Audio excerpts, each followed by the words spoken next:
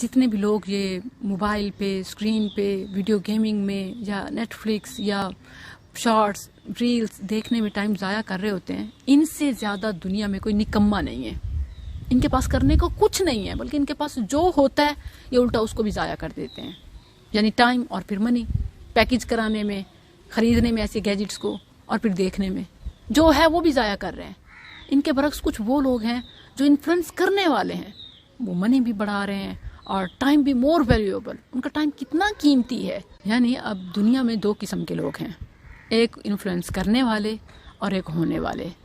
زیادہ تر majority influence ہونے والی ہے. ان کی زندگی میں کرنے کی کوئی چیز نہیں ہوتی سوائے ایک کے، اور وہ دوسروں کو کچھ کرتے دیکھ دیکھ کے خوش ہونا.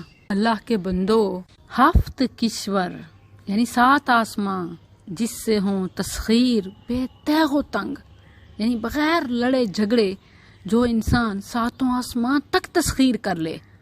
تو اگر سمجھے تو تیرے پاس وہ سامان بھی ہے. تو ہی نادان چند کلیوں پر کنات کر گیا، ورنہ گلشن میں علاج تنگی داماں بھی ہے.